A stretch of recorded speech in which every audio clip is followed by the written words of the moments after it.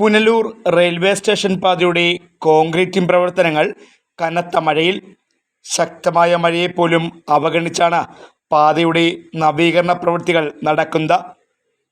അമൃത് ഭാരത് പദ്ധതി പ്രകാരമാണ് ചൗക്ക മുതൽ റെയിൽവേ സ്റ്റേഷൻ വരെയുള്ള 1/2 കിലോമീറ്റർ ദൂരം നവീകരിക്കുന്നത്. മാസങ്ങൾക്ക് മുൻപ് കരാർ നൽകിയ പദ്ധതി ചുരുങ്ങിയ ആഴ്ചകൾക്ക് മുൻപാണ് ആരംഭിച്ചത്. നിർമ്മാണ പ്രവൃത്തികൾ ആരംഭിച്ചതിനു പിന്നാലെ ശക്തമായ മഴയും തുടങ്ങി.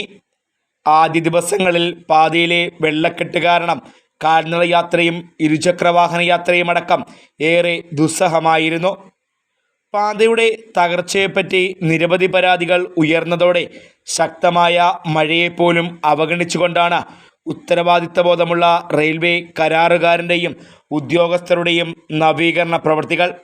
റെയിൽവേയുടെ വർക്ക് ഇവിടെ ഈ വെള്ളത്തിലാണ് കാരണം ഇത്ര ദിവസം മഴയായിരുന്നു. മഴയത്ത് വെള്ളം ഉണ്ടാകുന്ന ഒരു ഇതുണ്ട്. ഈ വെള്ളം ഇന്നിപ്പോൾ മഴ വല്ലാതില്ല. ഈ വെള്ളം കിടക്കുക വെള്ളം ഒന്ന് മോട്ടോർ വെച്ചെടുത്ത് മാറ്റാതെ അതിൻ്റെ മേളിൽ കൊണ്ടുവന്ന് ഈ റെഡി മിക്സിൽ ഗവൺമെൻറ് തട്ട് ഇറങ്ങിയത്. ഞാൻ പറഞ്ഞപ്പോൾ അവർ പറയുന്നത് കുഴപ്പമില്ല, സെറ്റായിക്കോളും എന്ന് പറയും. റെയിൽവേയുടെ ഒരു വർക്ക് പറയുമ്പോൾ അതിൻ്റെ ഉദ്യോഗസ്ഥന്മാർ ആരെങ്കിലും ഇതിനകത്ത് മേൽനോട്ടം വഹിച്ച് ചെയ്യേണ്ട ഒരു വർക്കാണ്. അതിനകത്ത് യാതൊരു ഇത് ഇല്ല, പിന്നെ എന്താ പറയുക, യാതൊരു ഉത്തരവാദിത്വം ഇല്ലാത്ത കുറേ തൊഴിലാളികൾ മാത്രം ചെയ്യുന്നൊരു സംവിധാനമാണ് ഇവിടെ നടന്നുകൊണ്ടിരിക്കുന്നത്.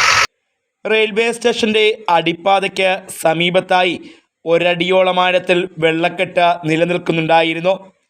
ഇതിന് സമീപത്തെ കോൺക്രീറ്റിംഗ് പ്രവൃത്തികൾ നടത്തിയതാകട്ടെ ശക്തമായ മഴയിലും. മഴയത്ത് കോൺക്രീറ്റ് ചെയ്ത ഭാഗങ്ങളിൽ അപാകതകളും സംഭവിച്ചിട്ടുണ്ട്. Fox TV news bureau, Punalur.